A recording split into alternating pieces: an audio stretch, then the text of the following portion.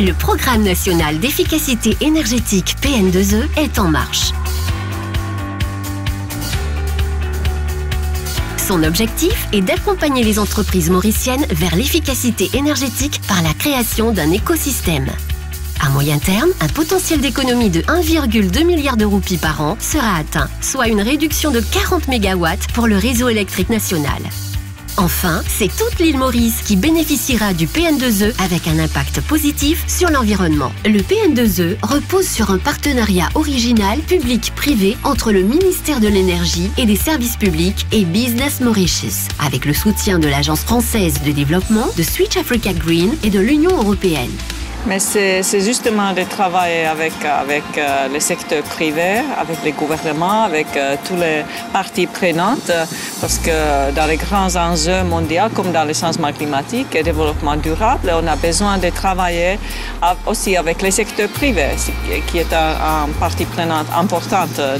Et avec la montée en puissance de l'agenda climat, l'efficacité énergétique est la première manière de réduire les gaz à effet de serre. Ne pas produire d'énergie, donc pas de gaz à effet de serre, donc des effets positifs sur le climat. Et c'est pour ça que l'AFD, dès l'origine, le programme a commencé en 2009, juste après notre retour, dès l'origine l'AFD s'est investi sur ce programme.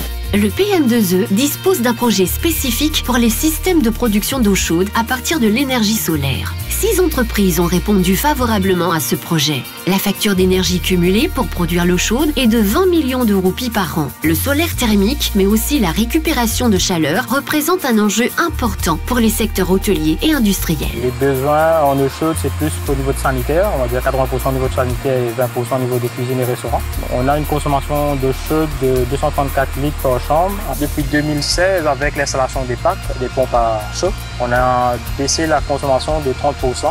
L'idée de cet audit est de voir et de confirmer si on peut optimiser ce système encore un peu plus. Pour nos besoins de fabrication, nous utilisons beaucoup de vapeur et d'eau chaude, notamment pour tout ce qui est de la pasteurisation, la stérilisation, le nettoyage et pour le sanitaire, mais aussi pour les douches des employés. Et cela représente aujourd'hui 27% de notre facture énergétique globale du site. Il était donc important pour nous de nous engager dans cet audit énergétique afin de trouver les gisements de récupération de chaleur. Pour l'instant, on consomme 53% de gaz. La production de chaude par les panneaux solaires est faite à partir de 298 panneaux installés sur le bâtiment en partie. L'attente, c'était surtout de voir l'efficacité énergétique de tous les systèmes installés, de voir si le solaire il était vraiment efficace, il apportait ce qu'il était conçu pour.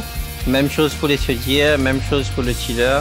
L'entreprise, dans le cadre du PN2E, bénéficie d'une aide au financement de l'audit à hauteur de 60% par l'Agence française de développement et de l'Union européenne. La composante de formation est prise en charge par la HRDC. L'assistance technique du PN2E a visité les entreprises pour écrire les cahiers des charges spécifiques. Un appel d'offres est alors lancé pour recruter des bureaux d'études spécialisés sur les systèmes de production d'eau chaude solaire. Dans le cadre du PN2E, on a réalisé des études sur la production d'eau chaude.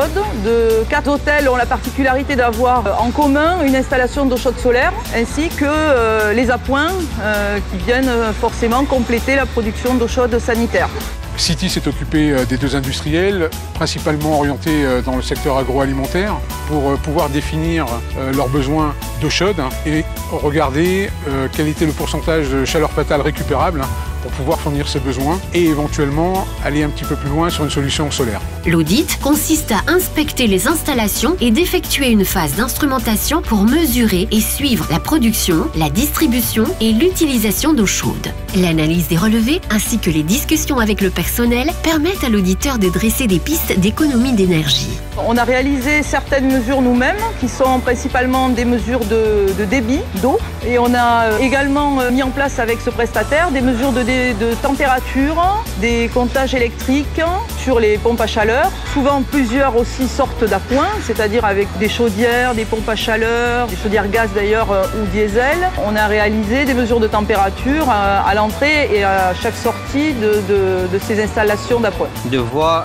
avec le PN2E, et ça nous aide à voir, et les instrumentations qu'ils ont proposées, qu'ils ont mis sur place, de voir chaque partie, quel apport il fait dans le système. Sinon, on n'aurait pas pu savoir ça. La restitution du rapport est accompagnée par une phase de formation collective. Les restitutions individuelles ont aidé les entreprises à mieux appréhender les solutions préconisées et à utiliser le rapport comme un outil pédagogique pour dresser un plan d'action. Le sujet des énergies fatales dans l'industrie a été abordé et donc ont été développés pour bien sensibiliser les gens sur le potentiel de récupération de chaleur au niveau de ces énergies à différents niveaux de température en fonction du secteur d'activité industrielle. Cela nous a permis aussi d'approfondir nos connaissances théoriques sur les bases de calcul de récupération de chaleur et aussi nous avons eu les retours d'expérience des auditeurs. Et là, on a eu des échanges, des données techniques assez poussées et on a pu apprendre comment ça s'est fait. Parce que des fois, quand on fait des audits, on ne sait pas. L'auditeur nous donne le rapport, mais là, on sait les méthodes utilisées pour arriver à ces rapports. Alors, c'est très intéressant et instructif. On a beaucoup appris pendant les 2 sessions de travail qu'on a eues. La présentation du rapport, la partie théorique et la partie pratique. Et aussi la restitution qu'on a fait sur le site pour pouvoir comprendre les améliorations qu'on peut apporter au système de production d'eau chaude. Suite au PN2E eau chaude solaire, la combinaison de solutions de réduction des besoins d'eau chaude, de récupération de chaleur et de solaire thermique démontre un potentiel de gain de 60% en moyenne pour un temps de retour sur investissement de 2 ans. La grosse consommation d'eau chaude se fait par rapport aux fuites d'eau qui est un peu partout à l'hôtel. C'est des actions, des items qu'on peut prendre en considération assez rapidement. Comment faire pour améliorer et augmenter le parc solaire dans l'avenir? On est toujours dépendant du soleil, de l'ensoleillement, des nuages et tout. Mais augmenter jusqu'à 75%, oui, je pense qu'on peut le faire. Pour ma part, j'ai retenu surtout les recommandations concernant le suivi journalier des paramètres pour la chaufferie et tout ce qui est comme installation énergétique. Et un des premiers projets sur lesquels nous allons nous engager, c'est l'optimisation de la chaleur au niveau de l'air comprimé. Il ne reste plus qu'à passer à l'action à travers une planification sur le long terme. Pour cela, l'encadrement institutionnel demeure important et le PN2E tient à le rappeler. L'engagement des institutions privées, comme Business Mauritius, l'engagement des entreprises est vital pour la mise en œuvre d'un programme de cette nature.